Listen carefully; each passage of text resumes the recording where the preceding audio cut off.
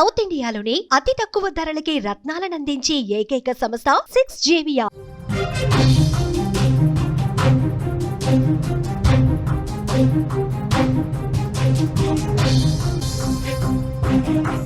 Breaking news చూస్తున్నాం. ఆకాశంలో కనిపించనున్న అద్భుత దృశ్యం చంద్రుడు ఎర్రగా మారే అరుదైన ఘట్టం.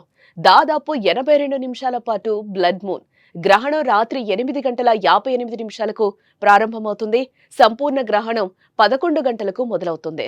బ్లడ్ మూన్ ను చూసేందుకు కళ్లద్దాలు అవసరం లేదు అని అంటున్నారు. ఈ సమయంలో జాగ్రత్తగా ఉండాలంటున్నాయి శాస్త్రాలు. ఆకాశంలో అద్భుతాలు ఎప్పుడో కాని జరగవు కదా. ఈ రోజు అలాంటి ఓ అరుదైన దృశ్యానికి ఆకాశం వేదిక కానుంది. ఎర్రటి చంద్రుడు అంటే బ్లడ్ మూన్ మన కళ్ల ముందు కనువిందు చేయనున్నాడు. ఖగోళ ప్రియులంతా ఎంతో ఆసక్తిగా ఎదురుచూస్తున్న బ్లడ్ మూన్ కనువిందు చేయనుంది. ఈ అరుదైన సంపూర్ణ చంద్రగ్రహణాన్ని ప్రపంచ వ్యాప్తంగా కోట్ల మంది చూసే అవకాశం ఉంది. సాధారణంగా చంద్రగ్రహణాలు కొన్ని ప్రాంతాలకే పరిమితమవుతాయి. కానీ ఈసారి వాతావరణం అనుకూలిస్తే ప్రపంచవ్యాప్తంగా అంటే 85% మంది ప్రజలు ఈ అద్భుతాన్ని వీక్షించగలరని శాస్త్రవేత్తలు కూడా చెప్తున్నారు. ఈ బ్లడ్ మూన్ దాదాపు 82 నిమిషాల పాటు కొనసాగుతుంది. భారత కాలమానం ప్రకారం మనం చూస్తే ఈ చంద్రగ్రహణం రాత్రి 8:58 ప్రారంభమవుతుంది. రాత్రి 9:57 నుంచి ఇది స్పష్టంగా కనిపిస్తుందని చెప్తున్నారు. రాత్రి 11 గంటలకు సంపూర్ణ గ్రహణం మొదలవుతుంది. సరిగ్గా అంటే 11:41 చంద్రుడు అత్యంత ఎర్రని రంగులోకి మారుతాడు. ఆ తర్వాత రాత్రి 2:25 ఈ గ్రహణం పూర్తిగా ముగుస్తుందని చెప్తున్నారు. ఈ అద్భుతమైన దృశ్యం రాత్రి 11 గంటల నుంచి 12:22 మధ్య అత్యంత స్పష్టంగా కనిపిస్తుంది.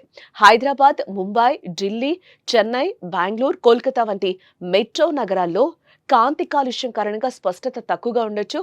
బట్ హిమాచల్, లద్దాఖ్, రాజస్థాన్, గుజరాత్, కూర్గ్ వంటి ప్రాంతాల్లో మాత్రం ఈ దృశ్యం చాలా స్పష్టంగా కనిపిస్తుందని కూడా శాస్త్రవేత్తలు చెప్తున్నారు.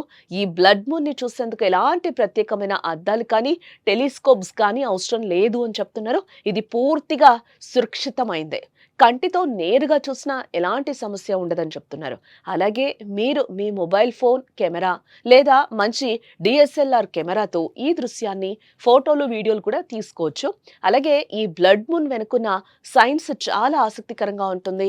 సాధారణంగా సంపూర్ణ చంద్రగ్రహణం సమయంలో చంద్రుడు భూమి నీడలోకి వెళ్ళినప్పుడు ఈ దృశ్యం కనిపిస్తుంది. అప్పుడు సూర్యుడి కిరణాలు భూమి వాతావరణం గుండా వెళ్తాయి. మన భూమి వాతావరణం నీలిరంగు కాంతిని ఎక్కువగా ఫిల్టర్ చేస్తుంది. ఈ ప్రక్రియలో ఎరుపు, నారింజ రంగు కిరణాలు మాత్రమే చంద్రుడిపై పడతాయి. అందుకే చంద్రుడు ఎర్రటి రంగులో మెరుస్తూ మనకు కనిపిస్తాడు. ఈ అరుదైన దృశ్యాన్ని బ్లడ్ మూన్ అని పిలుస్తారు. సాధారణంగా ఇలాంటి అద్భుతాలు 2 నుండి 3 సంవత్సరాలకు ఒకసారి వస్తూ ఉంటాయి. కానీ కొన్నిసార్లు 10 సంవత్సరాలకు ఒకసారి కూడా రావచ్చు. అందుకే దీన్ని ఒక గొప్ప ఖగోళ పండుగ కూడా చెప్తూ ఉంటారు శాస్త్రవేత్తలు. అయితే గ్రహణ నియమాలు, సనాతన ధర్మాన్ని ఆచరిస్తున్నవారు, గృహస్థ ఆశ్రమ నియమాలు పాటించేవారు సాయంత్రం 6 గంటల్లోపు భోజనాది కార్యక్రమాలను పూర్తి చేసుకోవాలని చెప్తున్నారు. 6 గంటల తర్వాత నుంచి గ్రహణం ముగిసే వరకు ఆహారం తీసుకోకుండా ఉండటం చాలా బెటర్. అలాగే గ్రహణ సమయంలో నిద్రపోకూడదని కూడా శాస్త్రం చెప్తోంది. బదులుగా ఈ సమయంలో ధ్యానం, జపం వంటివి ఆచరించడం చాలా ఉత్తమం అని కూడా మన శాస్త్రాలు చెప్తున్నాయి. అలాగే మన శాస్త్ర ప్రకారం మనం చూస్తే గ్రహణ సమయంలో కీలక నిర్ణయాలు తీసుకోవడం, ప్రయాణాలు చేయడం, పూజా కార్యక్రమాలు చేయడం వంటి వాటికి కూడా మనం దూరంగా ఉండాలని చెప్తున్నారు. వీలైనంత త్వరగా ఇంట్లోనే ఉండాలని కూడా పండితులు సూచిస్తున్నారు. ఇది మనకు, మన కుటుంబానికి క్షేమం అని కూడా భావిస్తారు. ముఖ్యంగా గర్భిణీలు ఈ చంద్రగ్రహణం సమయంలో తగిన జాగ్రత్తలు తీసుకోవాలి. గ్రహణానికి ముందు తలస్నానం, గ్రహణం ముగిసిన తర్వాత స్నానం ఆచరించడం మంచిదని చెప్తున్నారు. ఈ స్నానాలు గ్రహ ప్రభావం నుంచి రక్షణ కల్పిస్తాయని కూడా చాలా మంది నమ్ముతూ ఉంటారు. గ్రహణాన్ని ఎవరైనా చూడొచ్చు.